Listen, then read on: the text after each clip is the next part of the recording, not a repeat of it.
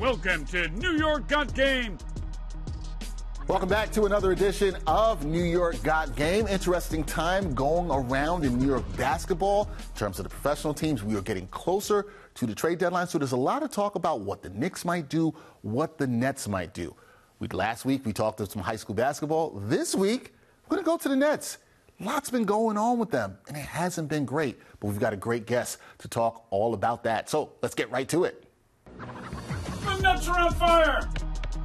Things have not been great lately for the Brooklyn Nets. The team has only won 4 times in their last 18 games. So we're going to examine what is going on with the Nets. And we're going to do it with a talented writer from Nets Daily, my guy, Lucas Kaplan. Lucas, what's going on, man? Well, thank you for having me here. I know the Nets haven't been so exciting in recent weeks, but I'm happy to be here, so thank you. Well, I'm glad that you're happy and not down. The Nets haven't been good in recent weeks. Lucas, you just heard the numbers through the past month or so. Nets fans haven't seen a lot of winning in Brooklyn.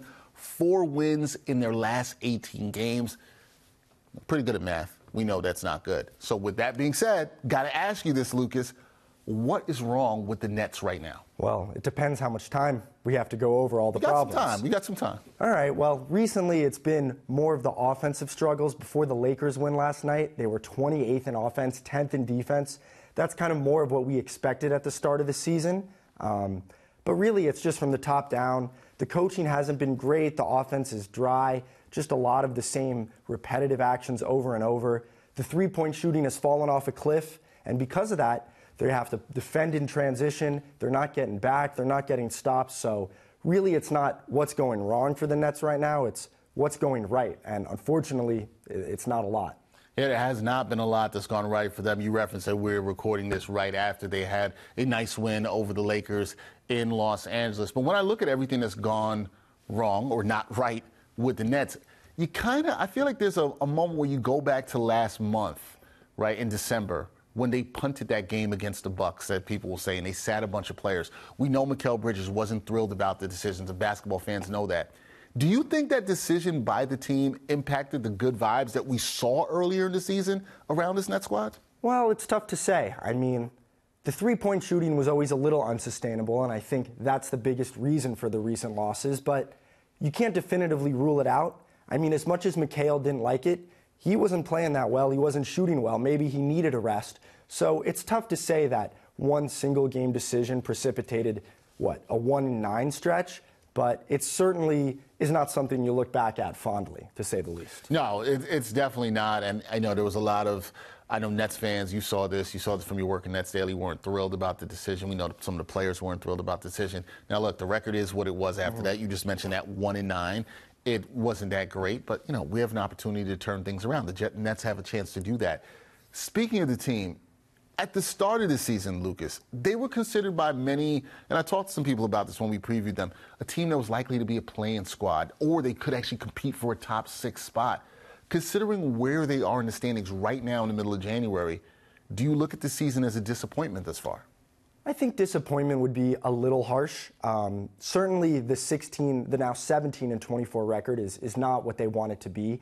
But I thought aspirations of cracking the top 6 were maybe a little bit far-fetched.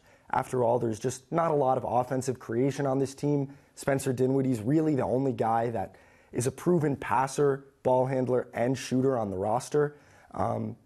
Even though they've won fewer games than they've liked, I wouldn't go all the way to disappointment. I mean, after all, they weren't expected to contend. And hey, they're sitting in the 11 seed right now. They're only 2 or 3 games back of getting into that top 8. So I think we need a little bit more time to full-on categorize it as a disappointment. That's fair, too, because the East is so jumbled up right now that the Nets could get on a 3-game winning streak and be back closer to 7 than they are to being out of the play-in at this point right now. Health was something you talked about the Nets a lot this season, right? And sometimes when you're evaluating a team, you want to see them truly healthy. We saw Dennis Smith Jr. just return. Every Nets fan out there is still waiting for Ben Simmons to do something. Do you think Ben Simmons can return? We've seen what Dennis Smith Jr. has done when he's returned, but do you think his return can help spark this Nets team? I think he can. I mean, I would never rule anything out in the NBA, but relying on Ben Simmons' health is not something that I think Nets fans, NBA fans really would see as a viable path forward. I think he would help push the pace, create open shots for guys.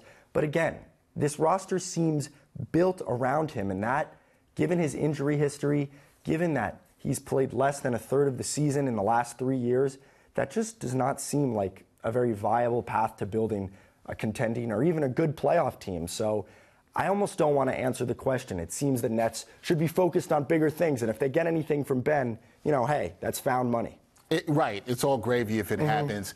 It hasn't happened. You can't bank on it. Nets fans have been wanting to. But I think you make a good point about the roster building. A lot of this has been built around the talents and what Ben Simmons could do, but we just haven't seen him on the court. That has not happened. So with that being said, Lucas, we got a couple weeks to go until the trade deadline. When you look at this Nets team, should they be buyers or should they be sellers at the trade deadline? I think they should be sellers. I think that's a pretty easy question to answer. This year and this roster was always about building towards the future. I know they've been linked to Dejounte Murray, and I know we'll talk about him. And if they feel they can get him for a good price, sure. But I wouldn't view that as a buying move to contend this year. I really think it's about long-term flexibility. They've been clear they want to get under the luxury tax. That's the number one goal. Reset the repeater tax. So I would say sellers. It's good to get some first-round picks moving forward, and they have guys on the roster that they could probably sell off. Royce O'Neal, Dorian, to name a few. Yeah, Royce O'Neal, Dorian Finney-Smith. The Nets have a plethora of wings. We know that's something that's very coveted in the NBA, something that teams would like. And I think we talked about this a little bit off camera, is that the Nets are in this position where it doesn't reward them in terms of draft positioning to lose, right? Because the pick this year goes to Houston. That's part of the James Harden deal. So they're not rewarded by losing here. I got to ask you this, because you mentioned Dejounte Murray. That's a name that's been rumored for the Nets as a player that they could acquire. Do you think he's the type of player that the team should pursue? And if they do, how does he fit in with Brooklyn's core right now? Nets fans might get on me, but I don't really think so. They've been linked to Donovan Mitchell, and I think in recent weeks it's been seeming that they may have to wait that out for a little bit longer than they're comfortable with. And because of the teams losing, that's why they've shifted over to their focus on Murray. But really, Murray hasn't accomplished much in this league, and I know that sounds harsh, but he was Atlanta's big splash after the 2021 season, and they really got worse. He hasn't been a fit with Trae Young. He's a guy that takes a lot of pull-up mid-rangers, and he makes them, but he doesn't get to the rim. He doesn't spray the ball around a ton, and I don't see him improving the Nets that much. Again, if the cost is reasonable, he would make the team better right now, so I wouldn't protest too much against it, but to answer your question in a word, no. No, because you just don't feel like he moves the needle for where the Nets are trying to go. Okay, fair enough there. We saw earlier this month, speaking of trading and team building, Adrian Wojnarowski of ESPN, he reported that the team is not looking to trade Mikal Bridges. They still want to build around him. Here's the thing about Mikal Bridges, I think we're having this conversation. Is he a true number one option in your eyes? And if so, and if he's the guy that they're going to build around, what pieces should the Nets put around what we know to be a very talented wing? Very talented wing. The answer is probably no, but the good thing is they're not paying him like a number one option. He's under contract for another 3 years after this season. He's making in the low $20 million, which with the looming salary cap spike is really not that much. He is a great player, and he's going to look better when the Nets get better pieces around him. I think it's very clear that the focus long-term of this organization is to go star hunting, and when they do that, and Mikal Bridges scales back down into that second, third option role, he's going to look very good. Oh, yeah, so still build around him. He's still a very good player. There's still a lot of things you can do. He's a good two-way player. That's the other thing. You need more of those in this league to compete. All right, here's the sort of, I don't want to say million-dollar question, Lucas, but it kind of is, right? We talked about where the Nets are at this point of us recording this, 11th in the standings in the East. We talked about the fact that it's very jumbled in the East. They could be very well quickly in one of those top 7-6 spots if they turn things around. But if they don't turn things around and don't start playing competitive ball, will general manager Sean Marks be on the hot seat? Should the Nets look towards another voice, maybe just retool or rebuild this team, or is sticking with the current regime that sort of tore down from the KD and Kyrie era, is that the best move here? It's a tough question, but I think the answer is not moving on from Sean Marks yet, even if the season does not go as planned. This is year one of a long-term plan. This was always going to be a transition year. They didn't sell off Mikal Bridges last summer. They kept him. They kept Claxton. It's a 3-year plan at best. And whatever you think about the Nets now, no, they're not winning enough games. But I wouldn't get rid of the man who has not completed his plan yet. If you're going to give Sean Marks a chance to stick this roster out, then you have to give him a chance to stick this roster out. It's year one of a long-term plan, and I don't think it'd be a smart move to pivot away from it just because the Nets are, let's say, 17-24 instead of 21-20. At the end of the day, they're only 3 or 4 games worse than we thought they'd be going into the season.